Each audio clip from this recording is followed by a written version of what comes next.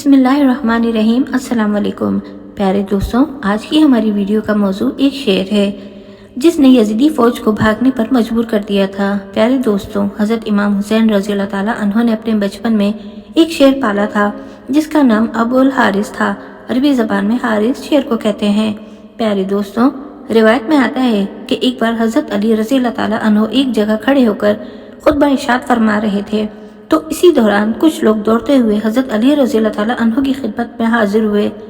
جب حضرت علی رضی اللہ تعالیٰ عنہ نے ان سے پوچھا تو انہوں نے بتایا کہ ایک شیر آپ کی طرف دوڑتا ہوا آ رہا ہے۔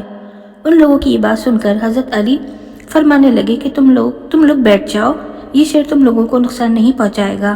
دوستوں، ابھی یہ گفتگو جاری تھی کہ ایک بہت بڑا شیر آپ کی خدمت میں حاضر ہوا اور آپ کے قدموں میں سر رکھ کر سلامتی دینے لگا۔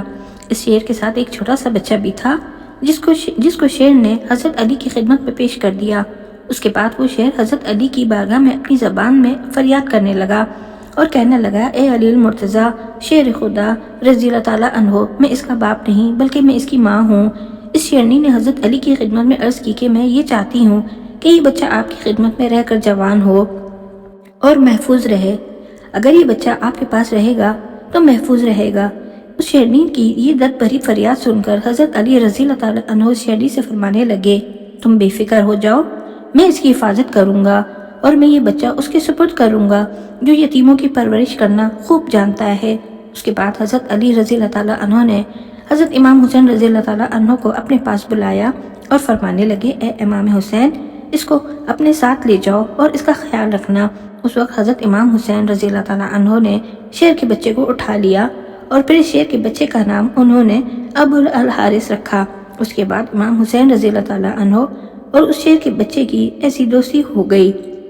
پھر جب یہ شیر کا بچہ جوان ہو گیا تو کچھ لوگ حضرت علی کی خدمت میں حاضر ہوئے اور کہنے لگے، یہ شیر کا بچہ اب بڑا ہو گیا ہے، کہیں ہمیں یہ نقصان نہ پہنچا دے، اگر ہو سکے تو اس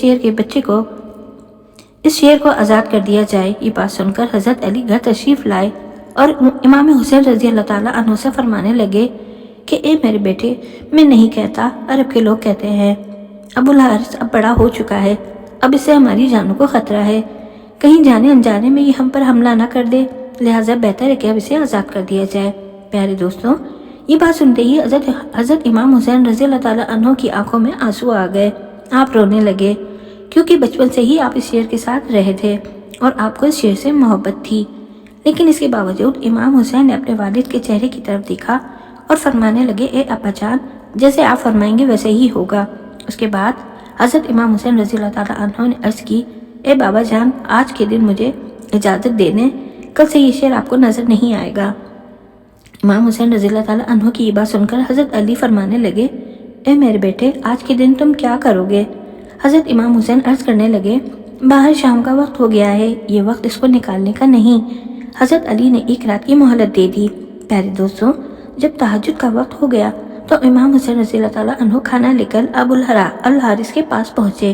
یہ منظر دیکھ کر ابو الحارث امام حسین رضی اللہ تعالیٰ عنہ کی بارگاہ میں عرض کرنے لگا، اے مالک، آج اتنی جلدی کھانا لانے کی وجہ کیا ہے؟ اس وقت حضرت امام حسین نے ساری بات ابو الحارث کو بتائی۔ امام حسین کی بات سن کر شیر عرض کرنے لگا کہ ٹھیک ہے میرے مالک، جیسے آپ کا حکم، میں یہاں سے چلا جاتا ہوں، لیکن میری ایک شرط ہے۔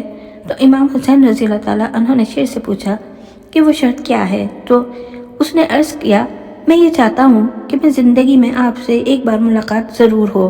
پیارے دوستوں، روایت میں آتا ہے کہ حضرت امام حسین رضی اللہ تعالیٰ عنہ نے اس شیر سے فرمایا کہ یہ تاریخ یاد رکھنا، 10 محرم الحرام 61 ہجری، میدان کربلا کے ایک ٹیلے سے تمہیں ایک آواز آئے گی، بس تم اس آواز کو سنتے ہی چلے آنا، اس وقت تمہاری مجھ سے ملاقات ہو جائے گی۔ تو شیر عرض کرنے لگا، اے میرے مالک، مجھ کو آواز کون دے گا، آپ یا آپ کے بھائی؟ اس وقت حضرت امام حسین رونے لگے اور ابو الحارث سے فرمانے لگے، اس وقت تم کو میری 4 سال کی بیٹی سکینہ یا اماں فضا آواز دیں گی۔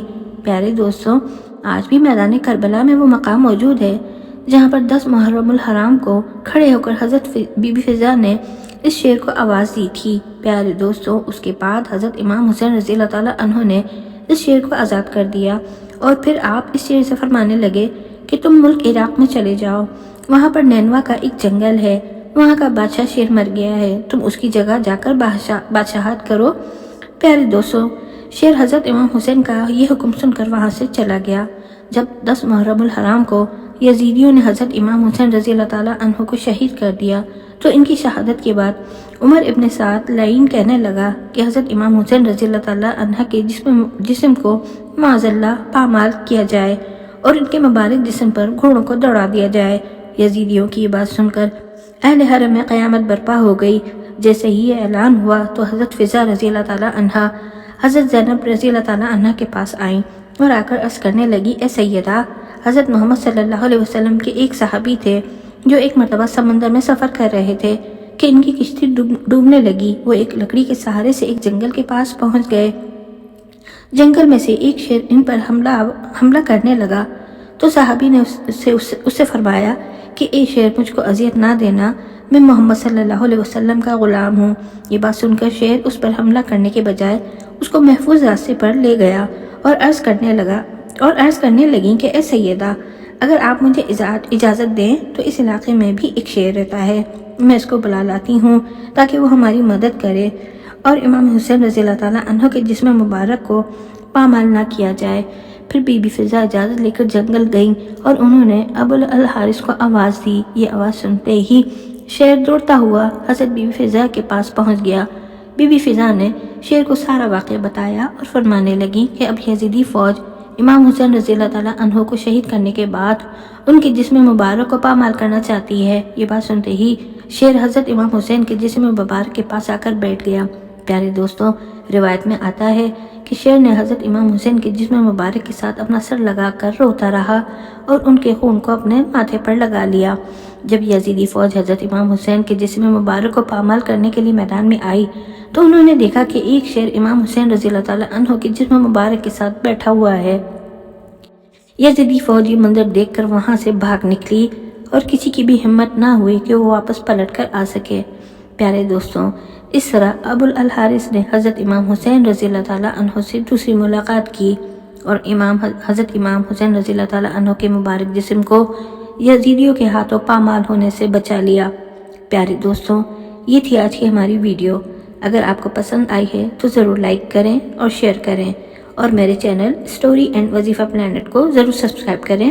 ملتے ہیں اگلی ویڈیو میں۔ اللہ حافظ۔